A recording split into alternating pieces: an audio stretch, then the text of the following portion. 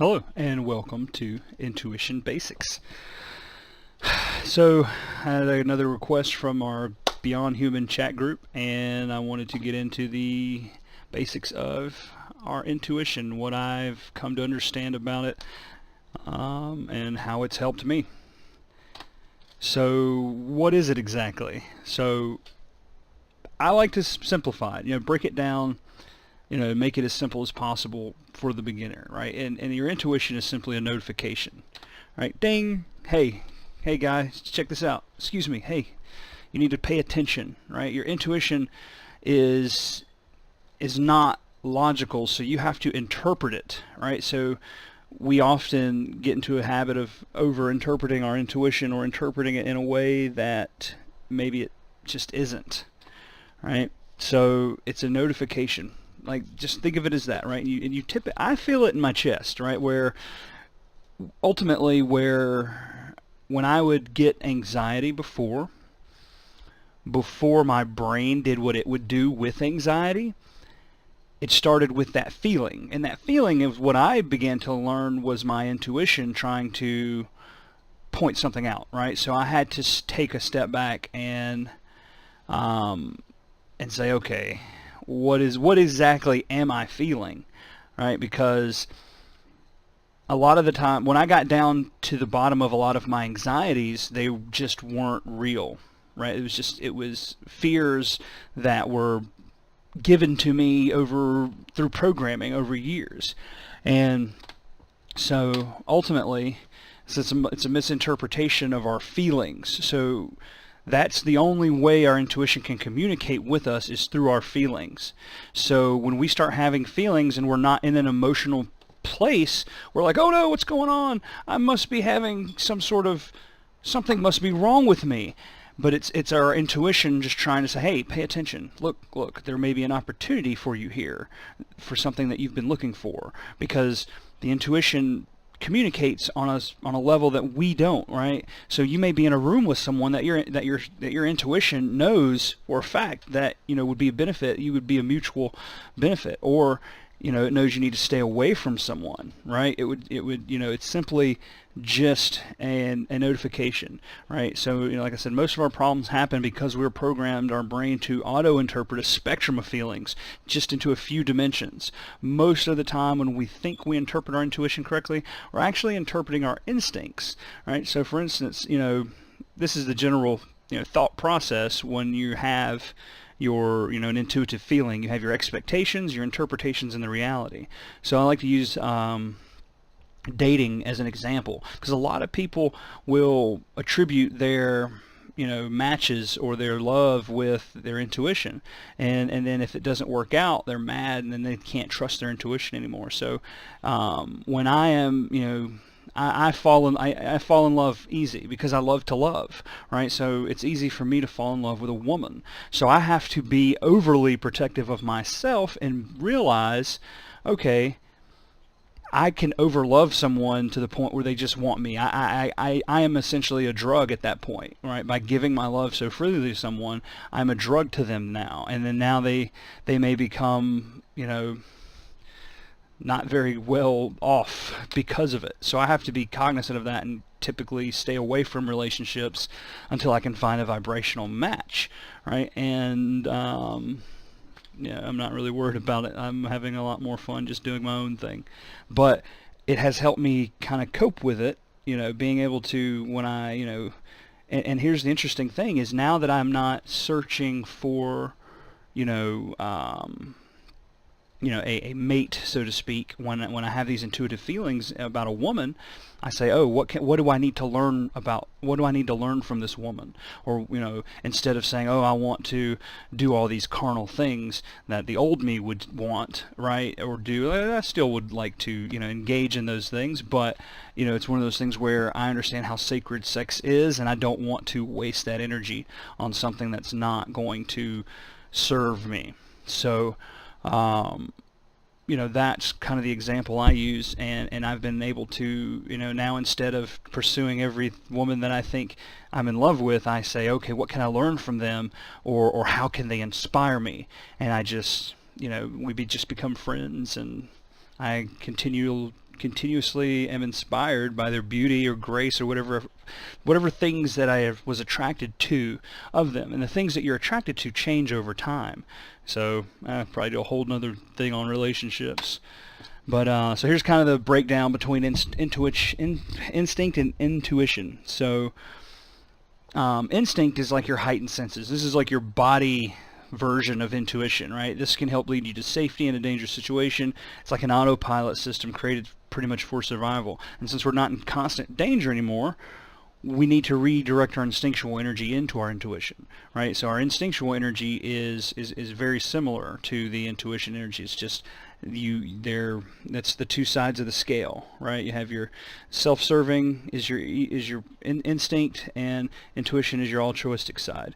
So you have to balance those. Intuition, like I said, is more connected to your emotional health.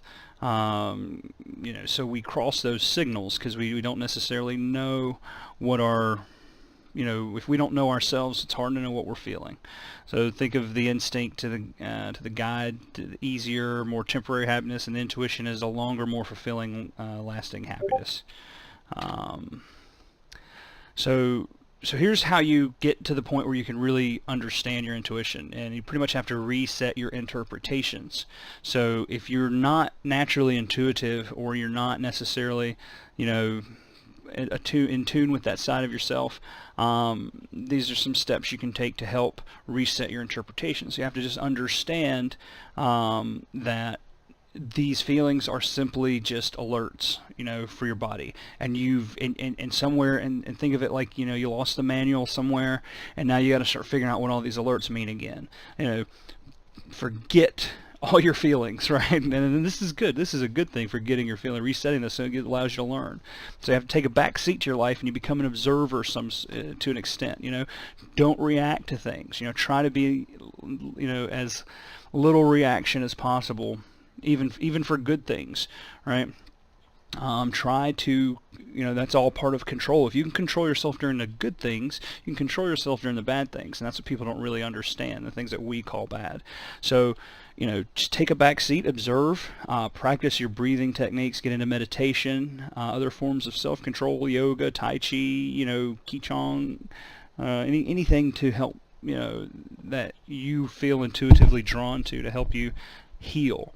And you have to experiment. You have to put yourself out there. You have to take chances on having your feelings hurt. Oh no, right? But you'll grow through that, and you'll understand. It doesn't matter. Opportunities are opportunities. If you don't let your feelings get in the way, there's going to always be more opportunities. So, this is just more of a, becoming the observer. You got to kind of snap out of it from time to time.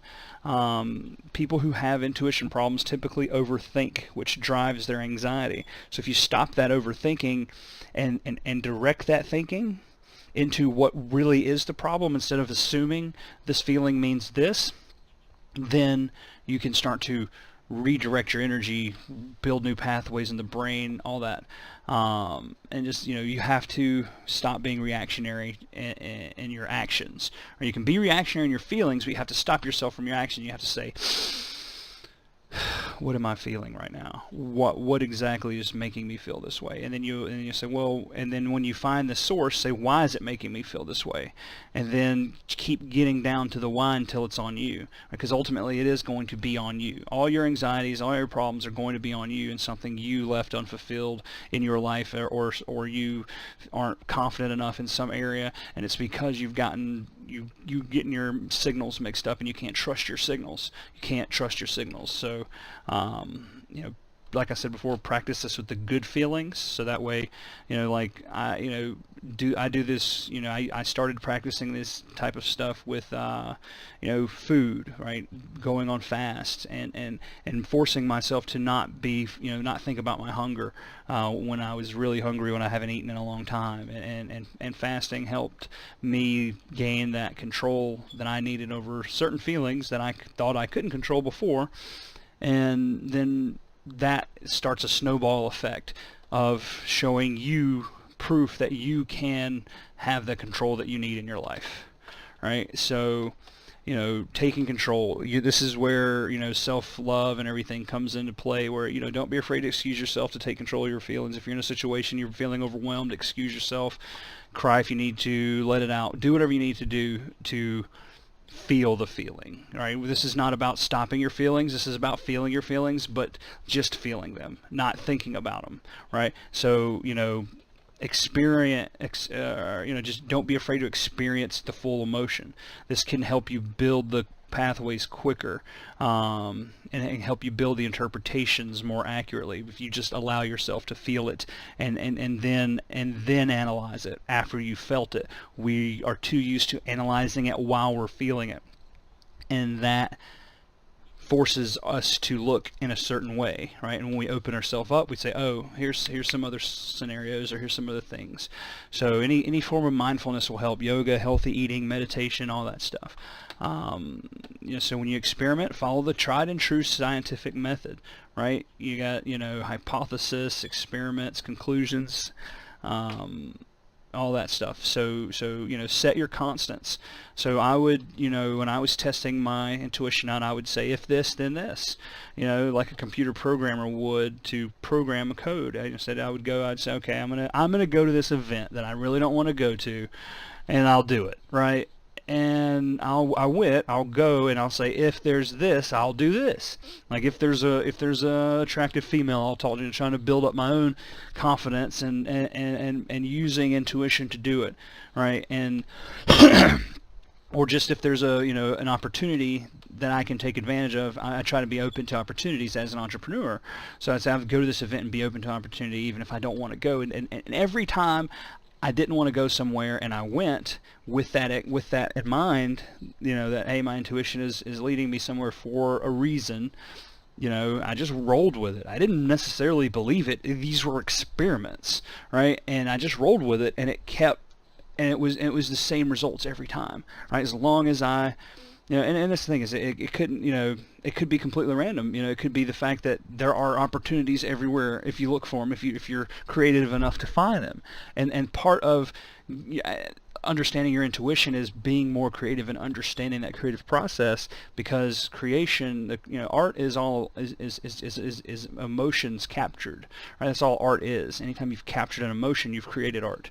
So, that helps you understand your intuition, because I believe artists are fairly intuitive people, and it holds hands very tightly with art. But you don't need to be an artist to understand your intuition. You just have to practice it, experiment, and understand what you're feeling and why you're feeling it, right? Because most of the time those feelings aren't really valid.